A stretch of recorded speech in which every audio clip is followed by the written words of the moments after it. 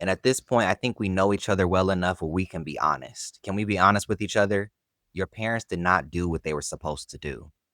They were not there for you and they had deficits. They had poverty, and not just financial poverty. They had poverty when it came to their emotional state, their intellectual state, their financial state, and even their spiritual states. When they experienced these deficits and they didn't have the thing to give you, you felt that as a kid. You noticed that your intuition went off. And these deficits were so profound that you had to find a way to create for yourself. You had to find ways to make a living for yourself. You had to find ways to survive here on this planet before the age of 18, before being a legal adult. You had to find a way to survive. That is called parentification.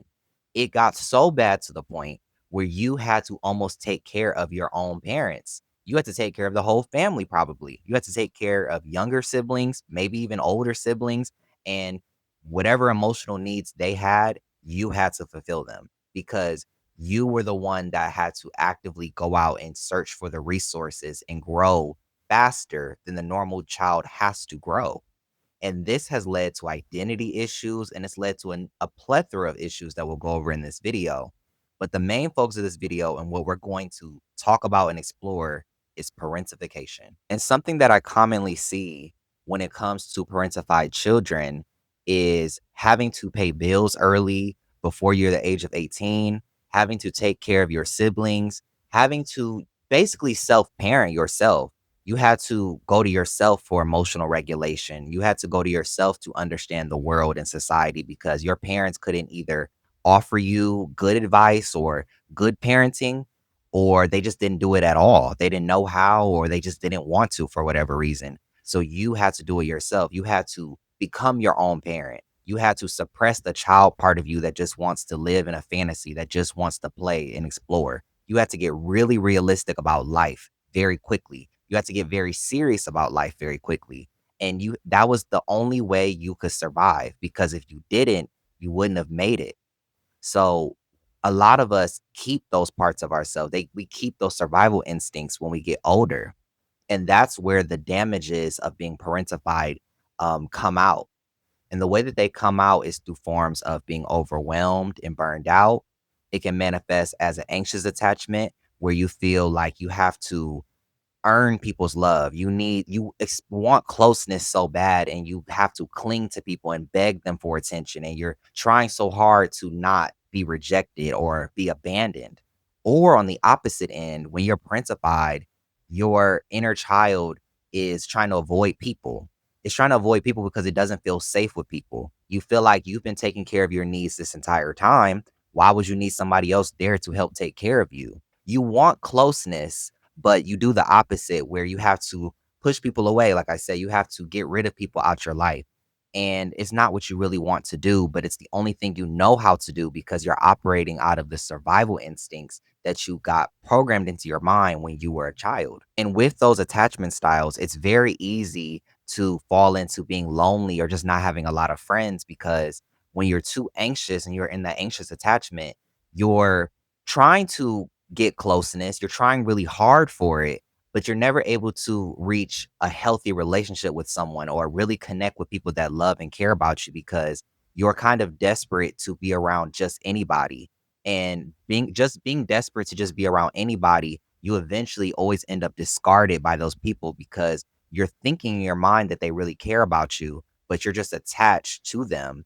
And then they discard you and you end up abandoned and feeling worse. And then in the next scenario, when you meet somebody else, it's really hard for you to communicate your needs. You can't communicate your needs, then the person can't treat you right, then the relationship ends anyways. When it comes to being an avoidant, you are avoiding people. Like you kind of have a natural disdain for people because you feel like people cannot meet your needs. You do want connection, but you feel like no one understands you. No one is thinking the way you do, the way you're more serious about life and you're more serious about your needs. Other people may be very reckless and you're noticing other people live their lives very reckless. And you're like, get the hell away from me because you may not be safe for me. That's the thing you have to understand when it comes to reparenting or that inner child work is that it's all centered around safety. So like you anxious feel more safe when they're close to someone and they're reassuring them. Avoidance feel more safe by themselves because they can't really control if someone's going to like use them or abuse them. So in order to keep the control, they have to kind of keep some space between them and people. It doesn't mean an avoidant never deals with people. It's just that they have a natural tendency to be independent. They want you in their life, but they don't need you in your life. But I want to emphasize this message because we all need people. It's not optional, but we need the right kind of people. We need healthy people. We need people that choose us. And that's something that people with these attachment styles are very deep into these attachment styles. Can't figure out. They can't figure out what a healthy relationship looks like because they're still trying to figure that out within themselves. They weren't able to grow in their own identity properly as they aged because of what happened with their parents. Your parents weren't there for you. Your parents didn't teach you how to emotionally regulate yourself or how to deal with other humans. Our first relationships in life, our most important relationship in our lives, first really starts with our parents, but you could say the most important relationship is yourself. That's true too. But both of these are important. The way we cultivate our identity is through our parents, through who was teaching us, who was guiding us, who was protecting us. But if they don't teach you about your identity or help you cultivate it, you had to do it all yourself. And then that that distortion within yourself, it manifests in your relationships because you weren't able to build a proper relationship with self and with life. So you can't do it with other people. So you always end up by yourself. And you may be saying, why the hell do I need people, Tabari? Like, I mean, if I've survived this long, you know what? Why don't I just stay to myself if I can't deal with people? Like, they're the problem, right? I'm hearing you. But the problem with pushing people away is that you are pushing away your inner child's needs. Your inner child wants friends. It wants to play. It wants to go to recess. It wants to be in the classroom with people. It wants to be around people. One of the most favorable scenarios in life is to have a good social connection. Social connection actually is king over work fulfillment. And a lot of people that are parentified identify a lot with materialism and achievements and success. And I need cars and I need money. I need to be CEO. I need power because you know, these things are going to give life more meaning. I didn't get that meaning through my parents. I didn't get these relationships. Relationships have always failed me. But what doesn't fail me is money. What doesn't fail me is being a boss. What doesn't fail me is being a CEO. The money never fails me. And that mindset, it's helpful for going after money. It's not helpful for being happy in life. It's not helpful for being satisfied in life. The highest indicator of satisfaction in life is how connected you feel to people because even when we talk about work, the work is more meaningful when it benefits people, when it involves people. You're working with your favorite people. It always connects back to people. We can't escape this need because you can go after the money, you can go after the success, but it doesn't mean anything if you don't have family around you. It doesn't mean anything. You don't have good friends around you that you can trust and be vulnerable with, and that you don't feel like are going to betray you, and that you don't feel like is going to take from you and that you have to take care of them. People that want to give to you and want to supply and nourish you in ways that your parent didn't nourish you. When it comes to the results, they matter even more for you because it's kind of life or death. And not just that, you attach your self worth to the results and feel like if you don't provide for yourself, you're useless. And you weren't able to just be a child before where results didn't matter, where your parents loved you unconditionally and it wasn't about results. So you didn't have to perform. You didn't have to be something more than what you were. You just had to exist. And that's really the thing. When you're principied, you weren't allowed to just exist. You had to always be something. So now you don't even know how to relax and be with yourself without achieving or striving or, creating some type of result for yourself, some type of achievement. And American society kind of glorifies being that way, where you focus more on work fulfillment and career and success. And it's helpful, like I said earlier, in the financial sense. But when it comes to the way you feel about yourself, it's going to do nothing for you. It's an illusion. It's an illusion that having more money, more things, and actually having that result that you want is going to do more for the way that you perceive yourself. It's not. There's always going to be something more that you want. There's always going to be something more that you need. Even though you're not surviving anymore and you finally have your basic needs met, you still feel like there's more you have to do, and you're always chasing fulfillment in life. And the fulfillment comes from yourself. It comes from how you see yourself and how you feel about yourself, regardless of what you do, because you're not what you do. You are who you are. And you are a person who does do things. You do whatever finances, you do art, you do dancing, you do whatever you do best, but it's not who you are. You are not blank the dancer, blank the writer, blank this. You are a multifaceted person, and you're allowed to just be human. You're allowed to just relax. You're allowed to fail. Another thing that's very important to focus on is how are you showing up in your relationships? Going back to what I said earlier about the anxious and avoidant attachment, you want to get really real with yourself and assess, are you the anxious person where you're love bombing and overcompensating to keep someone in your life? Or are you the one trying to remain like you're trying to control the other person and make them love you and focus on you by avoiding them? You think that by giving people less and testing them, that they will give you more. That's an avoidant. An avoidant wants the closeness from you, but they feel like the only way to get it from you and to see if it's real is to test you. They have to test you, they have to put you through hardship, and they have to ignore you and invalidate you to see how much will you really push for me.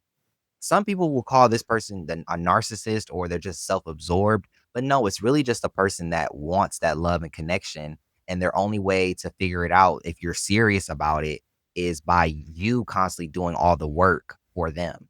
And with both of these styles, you want to move more towards a secure attachment, because a secure attachment is basically where you are honest and upfront about your desire for someone in your relationships. You are honest with yourself about closeness. And also, you have a sense of self. You have your identity and it's solid. So, like when other people are going past your values, they're invading your boundaries, you can remain grounded in yourself, but you're not avoiding people, but you are showing those boundaries. You are showing those values, and you're not testing people. You don't need to test people to see their love, to see how much they love you. You're just allowing people to be in your life for the time being, seeing if they honor your boundaries, and if they don't, you communicate to them, "Hey, you're not honoring my boundaries." You give them a chance.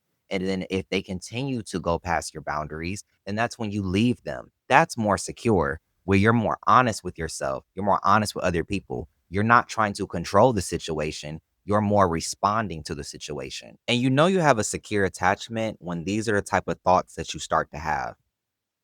I don't have to come up with strategies for someone to be in my life.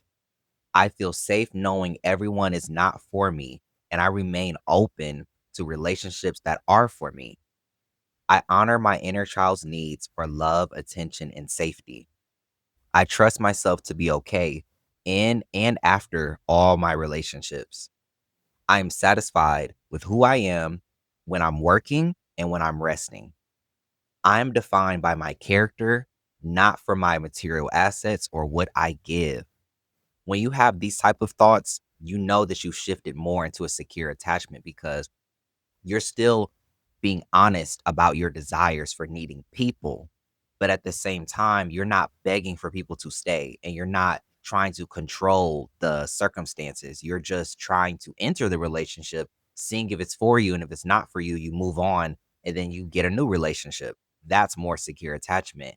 And that's something that you evolve into over time as you work through the parentification, the stress, the burnout, all these things we've been talking about. As we work through those things, we end up at this level of secure attachment where it's like, I'm okay taking care of my own needs. I believe I can interact with other people that can take care of my needs. And I don't believe that everybody's out to get me. I don't have to beg for my needs to be taken care of. And I don't need to manipulate for my needs to be taken care of.